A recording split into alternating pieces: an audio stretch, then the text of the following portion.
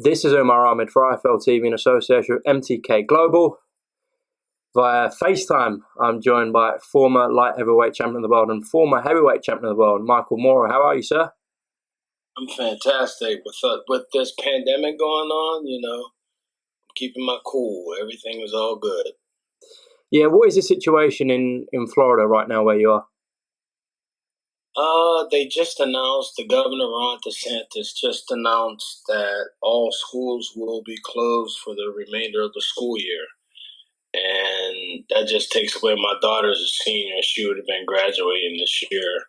So I don't know how that's going to work. And just got to see, I know she's going to be sad not seeing her friends graduating and walking down, across the stage and stuff like that. So I have to be supportive for her. Absolutely. That's all. Absolutely. Well, I don't want to dwell on the situation too much. It's a negative situation, pretty depressing to be honest. So let's talk some boxing. Michael, you worked with some of the best trainers the sport's ever had in terms of Emmanuel Stewart, God rest his soul, Freddie Roach, Teddy Atlas. Kind of give me an insight into each one quickly, if you can, how it was.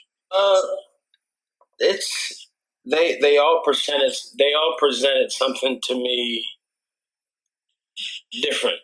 Emmanuel was more of a technician, more in depth of how to do stuff, and Fred, they're so different in all aspects of training.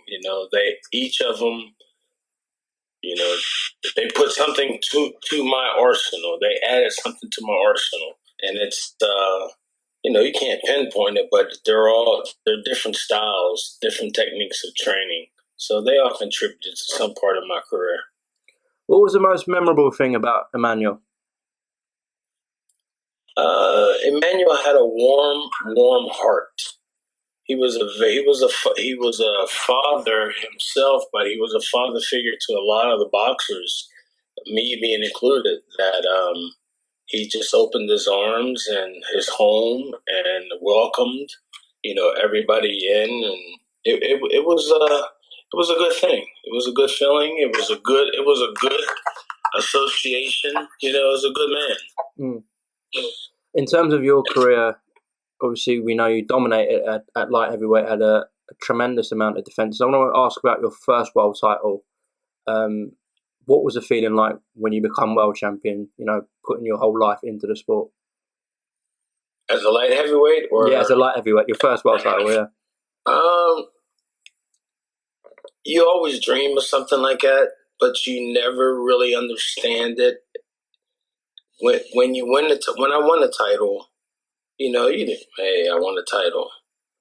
Everyone's happy for you, but then, it's just different. It's different.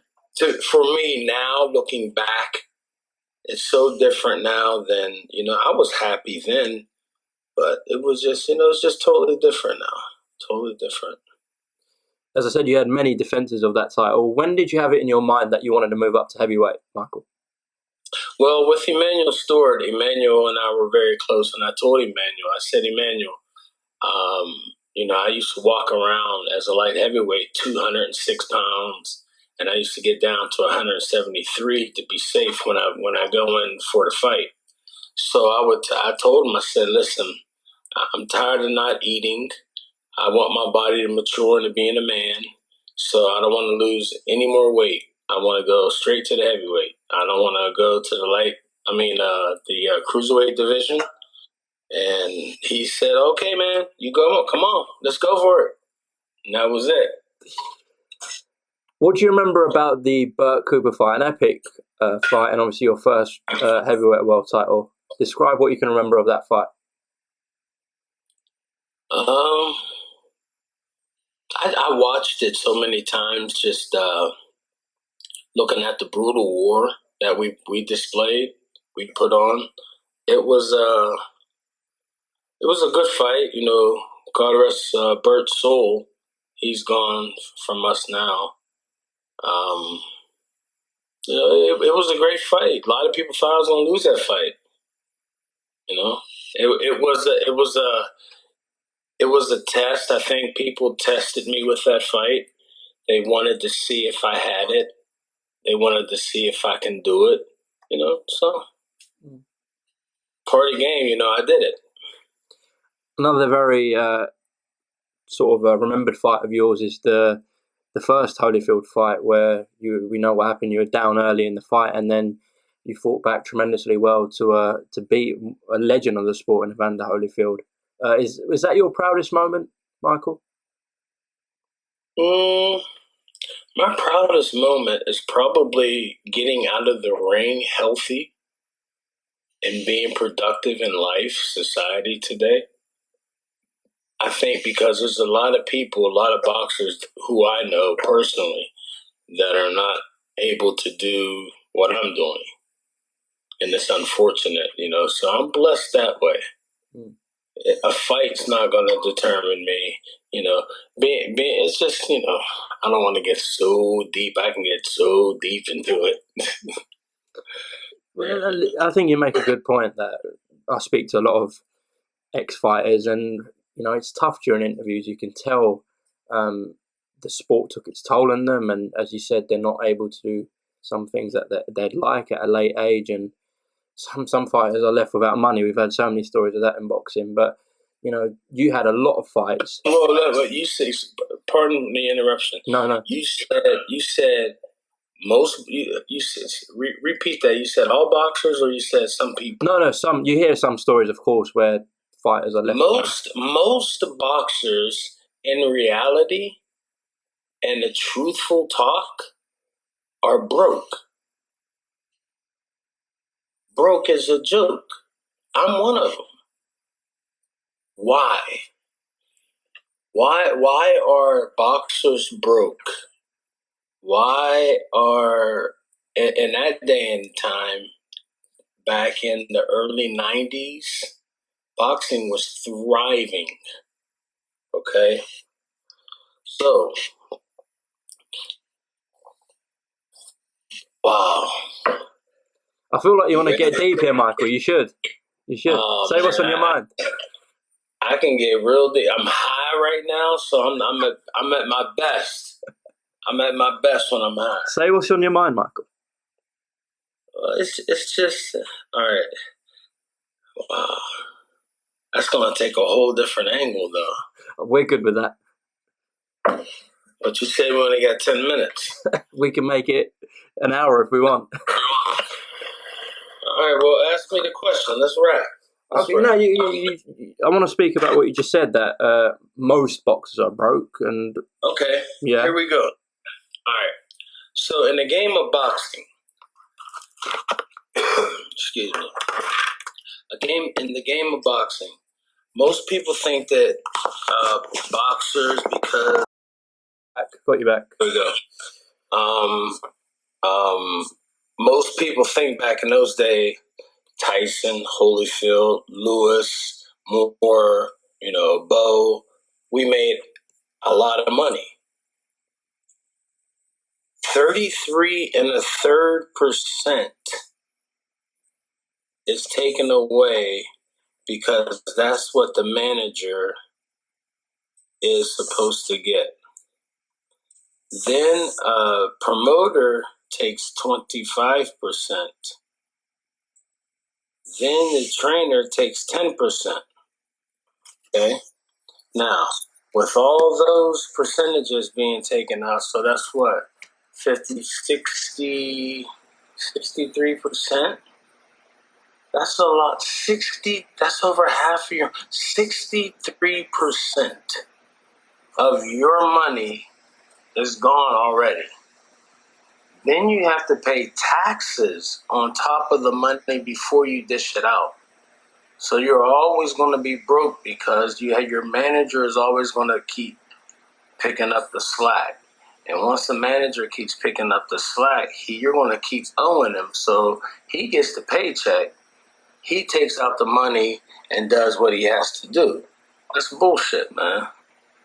That's bullshit. That's why most boxers are broke. How in the hell does a manager get 33 1/3 when he does nothing? That doesn't make sense. You have all these sanctioning fees on these belts that are not gold.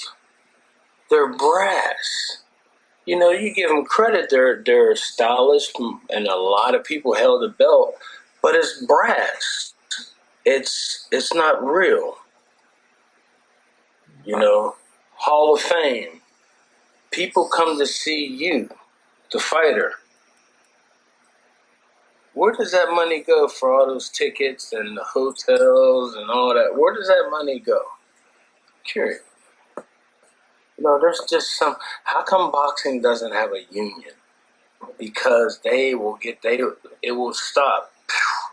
I wish that I can get with President Trump right now, because I put a halt to boxing.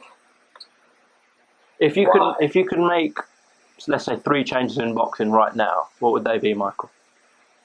3 changes in boxing. I would get rid of the cruiserweight division, and cruiserweight division's out. You would have a heavyweight division and the super heavyweight division. Okay, that's 1. Second, no particular order. There would be 1 commissioner in boxing that runs every state, that's the boss. Okay, just like the football, basketball, baseball. You have 1 commissioner. Now, in every state, if you want, you have assistant commissioners. You can't give these people all this power when they don't know shit about boxing. You know, all these people take advantage of the boxers because they know they can get away with it. It's been so long, you know, they're doing that. No one's saying nothing about it. A union will give boxers insurance. All these years that I fought, 23 surgeries, my body's just a wreck, you know, and there's nothing that all the hard work that I went through, there's no reward after at all. There's no health insurance. There's no retirement. There's nothing for boxers. And it keeps going on and keep going on. If I had somebody that's trying to fight, I would tell them, don't. Find another career that's going to offer you health insurance, you know, retirement, 401. You need that if you have a family. If you're trying to become a boxer and have a family, that's a facade. Because most boxers come from no money. And they allow them to live that lifestyle. I got this. But then eventually they're going to go broke. Look how smart Floyd Mayweather is. Because he did it himself. When you do it yourself, you're going to always be rich. You know, that's very, very smart. If people want to criticize him, no, that's smart. Because you can't get your hands on his money, you want to criticize him now. Well, yeah, he came out the sport 50-0, not a mark on his face, and billions and billions of dollars. So he did it the right way. I don't know who's criticising him. Yeah. How many questions do you still get asked about the George Foreman fight, Michael? People don't talk to me about that anymore. No, really? I think people pretty much have let that pass by now. What's that you got there, brownie? Absolutely, all day long. What was your favourite, your best performance of yours? Do you have one? Best performance?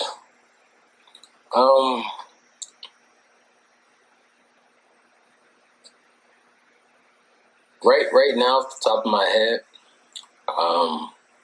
the Francois Botha fight comes in mind. Yeah, that's about it. Okay.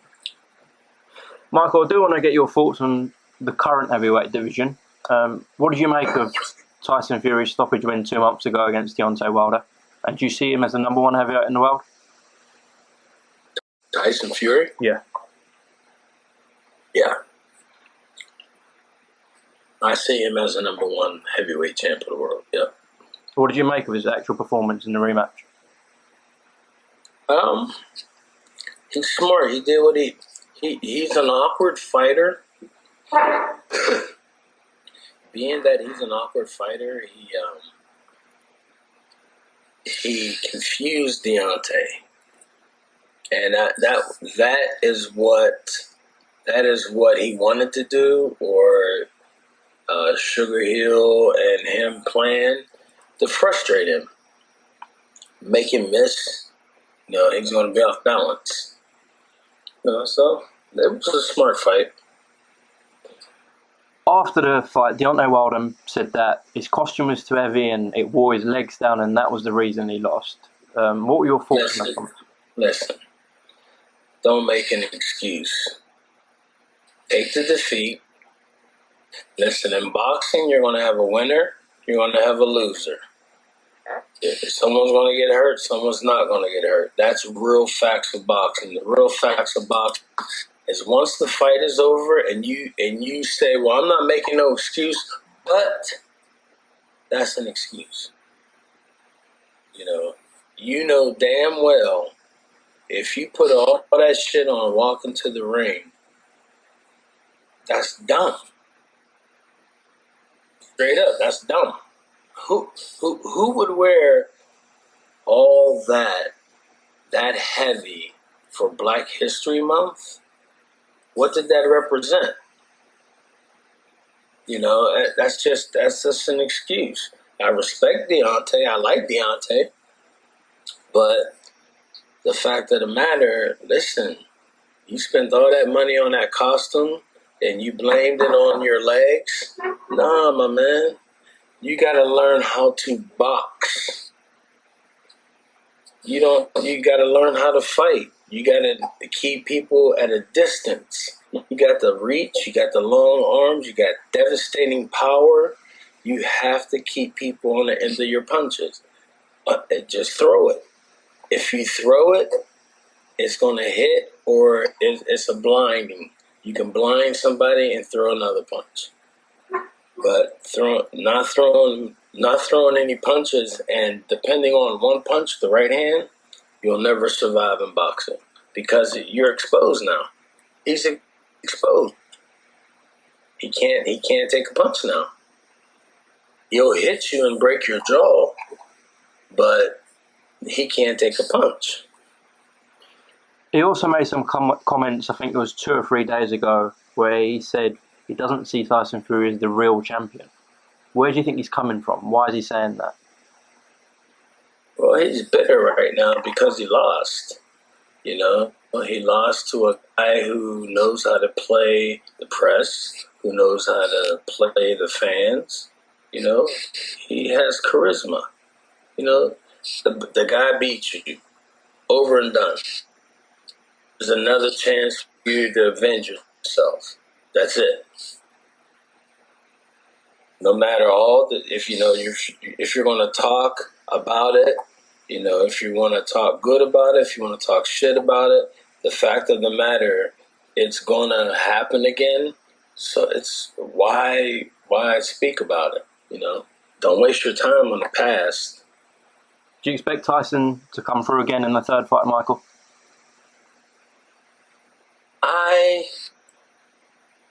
I think so. His confidence is there now. But me, I think that hold on. Excuse me. Thank you. I see that if Deontay got, like now, if he has, say for instance, if I trained Deontay, I would get a hold of him and I would take him to school. I'd go where he is, or I'd come bring him where I am, and it'd be secretive. All I want to do is work on your fundamentals. Your fundamentals. Learn how to box. I'll keep people on the end of my punches, just like this. If anybody gets in, they're going to get beat up before they get in. But I would teach him. That's all right. It's interesting you say that, Michael, because he also said that he's looking to bring potentially other people in with Jay Diaz and Mark Breland currently there. If he came to you, would you accept that, Michael? Would you offer his help for the third fight? Oh, absolutely. I would love to come in. I'm a very technical guy. Very technical. I guess I became a better boxer after. Most people do, you know. What do you make of... yeah, yeah, it's interesting that. What do you make of Anthony Joshua as well, Michael? What did I make of him? What do I make of him now? Just as a fighter, what do you make of him? His flaws, his strengths? Well, I never really watched him. The only time I watched him is with... well, I probably watched him before, yeah. A big guy, muscular like that, most people are going to look for knockouts. They're not going to look for... Not saying that he's a passive guy, but he seemed like he was more robotical, where he was like this, and once he got comfortable in the ring, then he opened up a little bit more. The first fight with Ruiz, you know, he was scared shitless. You know, I don't know what happened. And that happens in boxing, you know. But what makes you a better person is you coming back. You coming back and winning the title again from the guy who beat you. How do you compare? That's what boxing. How do you compare the heavyweight eras when you look back at the Ali, Frazier, Foreman one, the one with Mike Tyson, of course yourself, Holyfield, Bowen, and now the one we've got with Joshua Fury Wilder? How do you compare those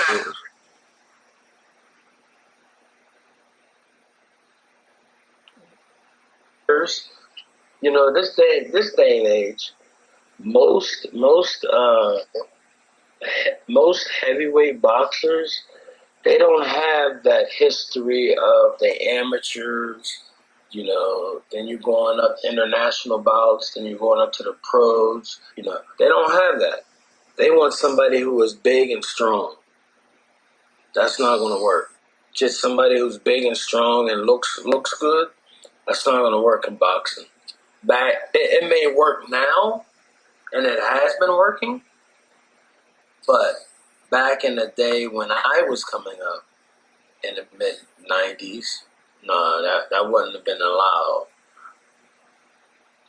Michael, just to end this, if Deontay Wilder somehow watches this, what would you say to him as a fellow American going into that third fight?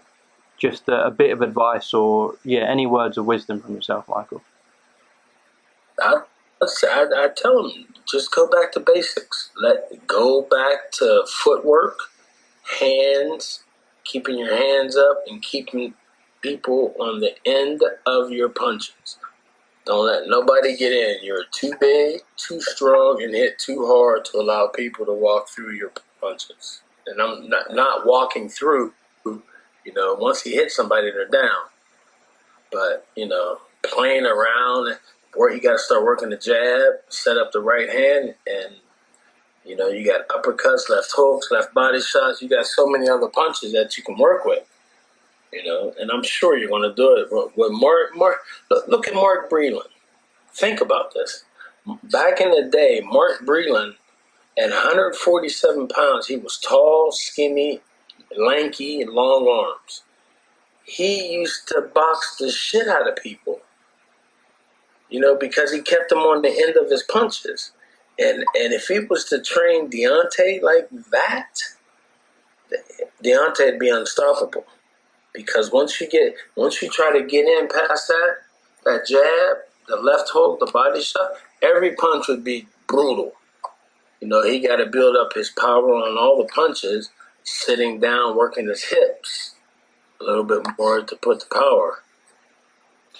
Okay, well, Michael, it's been a pleasure. former two-weight world champion, and one of the most recognised faces in the last 20, 30 years in boxing. Is there anything you'd like to add, Michael? You're breaking up a little bit. Oh, was I? I just said it was a pleasure to speak to you, and if you'd like to add anything. Oh, thank you. Thank you for having me. No, anytime, Michael, anytime. And I'm sure, yeah, we'll do this again. Hopefully, I actually see you in person next time we do an interview when this lockdown's over. And yeah, again, thanks for talking to us, and keep yourself safe. All right, you got it. Do the same. Thank you. Thank you, Michael. Cheers.